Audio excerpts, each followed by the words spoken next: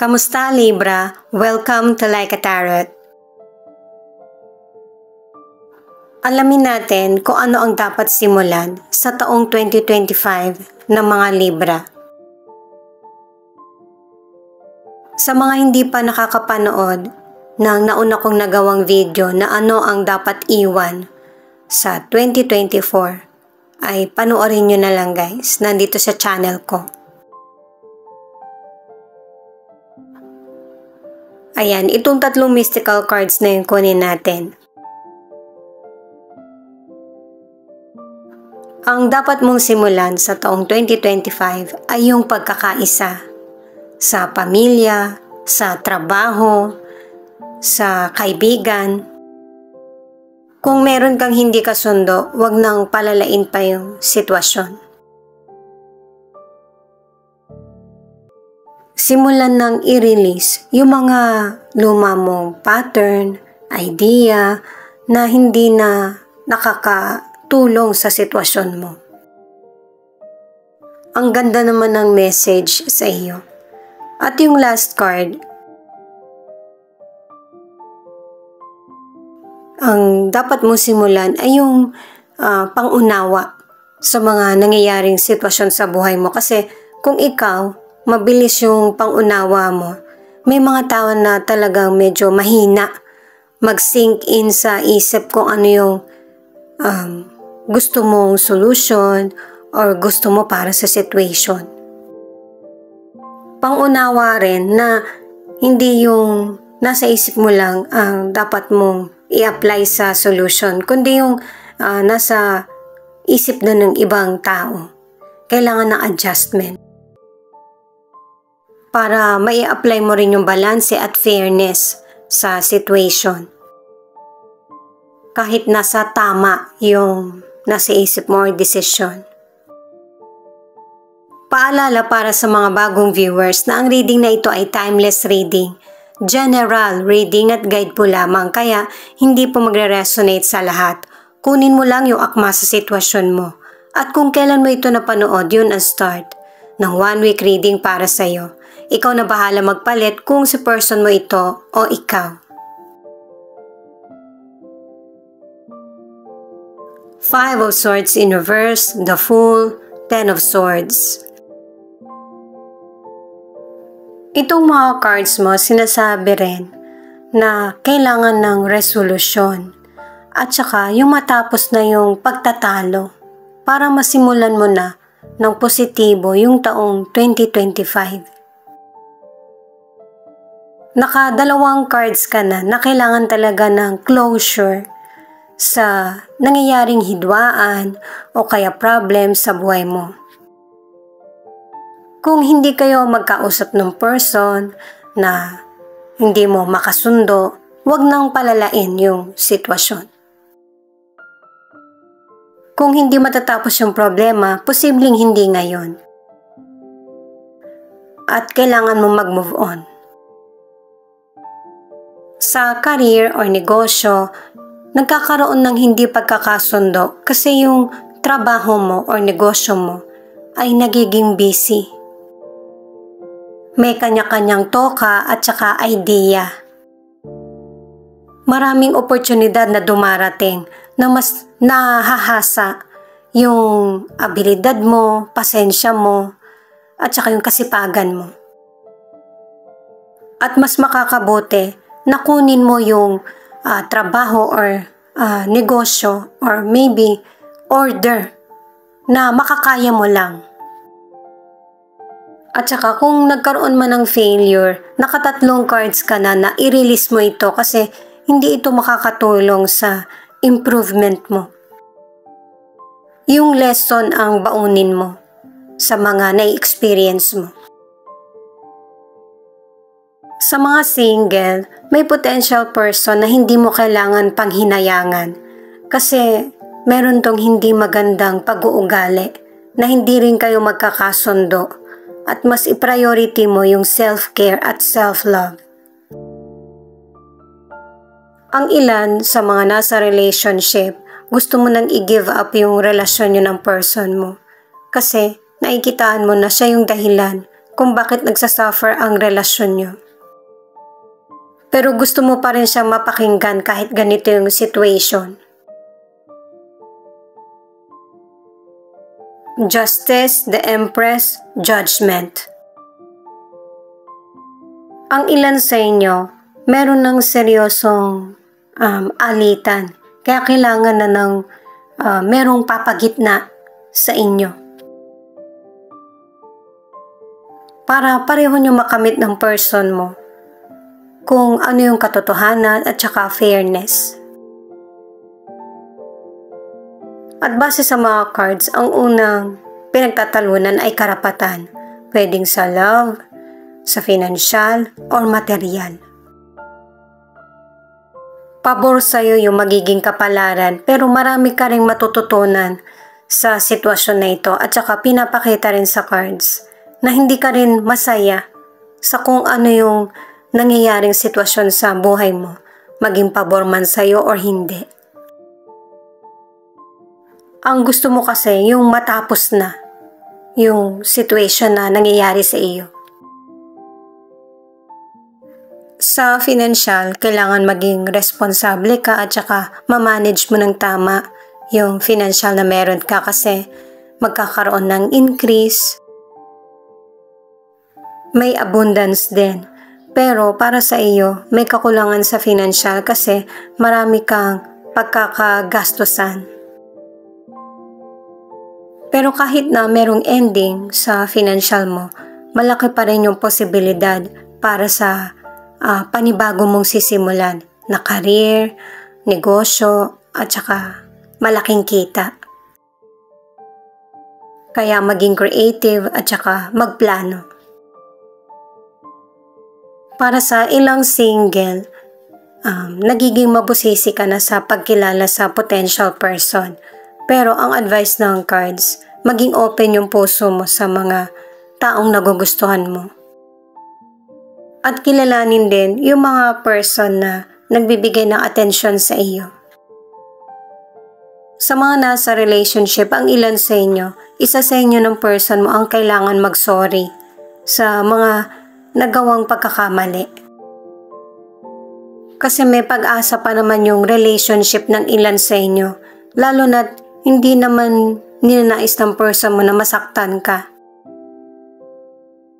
Sabihin yung totoong feelings at saka pag-usapan yung misunderstandings para maaayos ang relationship nyo at hindi na to humantong pa sa hiwalayan or husgado. Ito muna yung alamin natin yung message ng person mo or feelings niya na pwede rin ipakita kung ano yung nararamdaman mo dahil connected ka sa kanya. Pangatlong card na ito yung renewal na kailangan nyo muna mag-usap ng person mo bago yung final decision. Pero syempre may mga person na pinili na lang na maging tahimik o kaya mas pinili yung pahalagaan ng sarili kaysa kausapin yung person. At itong nangyayaring sitwasyon sa inyo ng person mo, kahit yung person mo, sa panaginip niya, marami siyang panaginip na hindi maunawaan kasi gumugulo din sa isip niya yung nangyayari sa buhay niyo. Pangatlong card na ito na kailangan pahalagahan ang sarili at alamin kung ano talaga yung totoong intensyon sa situation or relationship. At kailangan din natin maging open sa mga situation or mga naririnig natin para yung problems na kinakaharap natin ay may solution. Pinakita na sa tarot cards na merong situation na pinag-usapan na sa husgado para magkaroon ng kontrata at saka tamang kasunduan. At yung person mo, inihihiwalay din niya yung sarili niya sa magulong sitwasyon na nangyayari sa buhay niyo. Nag-iisip din siya kung tama ba yung mga decisions niya, mga aksyon, or mga nasabi niya. Kasi yung person mo, gusto niya rin matapos na itong nangyayaring sitwasyon sa buhay niyo. Parang pareho na kayong maka-move forward. At saka ang ilan na nasa relationship, mayroong panghihinayang sa person mo kasi nakikita niya sa iyo na mabuti kang kapareha, napaka-loving mo. Marami ka rin natulong sa buhay niya at saka ikaw yung naging importante na nangyari sa buhay niya. Maybe dahil sa ang ilan sa inyo nagkaroon pa kayo ng mga anak. Kung ano man yung tahakin niyang landas, hindi pa rin mabubura yung memories niyo. Ace of Cups in reverse, Queen of Pentacles at Three of Swords. Malinaw sa mga cards na ito na mayroong person na naramdaman niya na yung pagmamahal ng person niya ay nawala na sa kanya. Dahil sa nagkaroon ng third person o kaya third party. Yung nakakagulo ba sa situation niyo or relasyon. Sa kalusugan, sa totoo lang, ang ilan sa inyo, healthy ka naman talaga. Pero dahil sa may mga emotional issue, ito yung nagiging dahilan kaya pakiramdam mo may sakit ka. Kung pregnant ka, mas intindihin mo yung positibong emosyon kaysa sa mga negatibong nangyayari. Ang advice ng cards sa kalusugan ay kumain ng masustansya, magkaroon ng regular exercise, at saka pahinga. Kasi ang ilan sa inyo, merong health issue na kailangan pagtuunan ng pansin. Merong person na mauoperahan o kaya merong physical health issues. Importante na i-priority yung kalusugan. Para sa ilang single, yung potential person na magkakagusto sa iyo, ang gusto niya ay yung relationship lang muna, hindi yung pangmatagalan. Kasi itong person na ito, bukod sa pag-intindi niya sa family niya, pinaghahandaan niya rin yung pangsarili niya na bubuin na family. Gusto niya na matatag at stable na pamilya na bubuin sa future. Itong The Magician ang nagsasabi na hindi mo kailangan hintayin yung swerte kasi ikaw yung may control ng situation at saka may mga oportunidad na darating na magiging pabor sa iyo. Nakadalawang cards ka na. At saka makakamit mo na kung ano yung hustisya na para sa iyo. At kailangan na ng bagong idea at plano. Huwag mo rin kalimutan yung mga taong tumulong sa iyo sa panahon na nasa mahirap kang sitwasyon. Ang ilan na nasa relationship ay nahihirapan kayo ng person mo na mag-connect kasi merong emotional blockage or misunderstanding. At saka pinapaunawa ng mga cards na nagkakaroon talaga ng disagreement. Natural ito sa relasyon. Kaya iset aside mo na yung galit at pag-usapan nyo kung ano yung magiging plano nyo sa relationship. Pero base sa mga cards, hindi naman ito yung basta-basta na ending ng relationship nyo. Kasi kahit na merong third person, mahal ka pa rin ng person mo eh. Nakatatlong cards na kasi na hindi kaya ng person mo na wala ka. Mukhang hindi pa siya nakakapag-desisyon kung ano bang relasyon ang gusto niyang tahakin.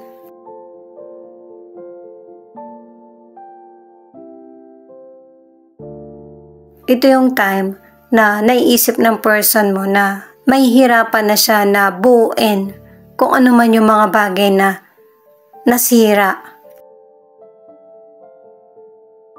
Kaya umaasa itong person mo sa pagbabagong mangyayari sa buhay nyo, sa mga naging desisyon or sa mga nasabi. At yung kahilingan mo or kahilingan ng person mo patungkol sa situation nyo ay magkakaroon ng katuparan. Pero mukhang hindi sa ngayon. Kasi kailangan nyo munang mag-heal sa situation kung nagkahiwalay man kayo or ipinagpapatuloy ang relasyon. Kasi hindi maganda yung nagkakaroon pa ng iba't ibang nasasabi para hindi na lumalayo situation. May posibilidad na ang ilan sa inyo, yung person na tinutukoy ay fire sign, Leo, Aries at Sagittarius. Pwedeng mangyari ito ngayon or next year sa autumn or taglagas na season na aanihin mo na kung ano yung mga bagay na nararapat para sa iyo na maging masaya at maging matagumpay. Kasi nga pumapabor sa iyo yung kapalaran. At huwag kang mag-alala sa mga nangyayaring sitwasyon sa buhay mo kasi tinutulungan ka ng mga namayapang person na kapamilya mo. Pero syempre guys, yung pabor na kapalaran, depende yan sa kung ano yung nagawa mo, kung makakabuti ba sa kapwa or hindi. May kanya-kanya tayong panahon para sa good karma at saka bad karma. Kung maganda yung nagawa mo, good karma ang darating sa iyo. Ito naman yung ilan sa 12 zodiac sign na nangunguna sa reading na ito. At saka nga pala, thank you guys sa mga nag-like, share, comment, and subscribe. Ingat po kayo palagi saan man kayo naroon.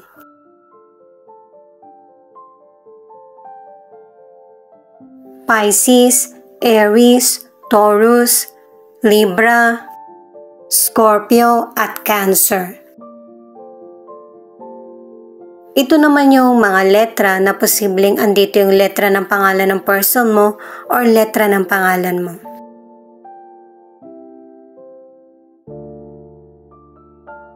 R, N, L, Z, V, S, C.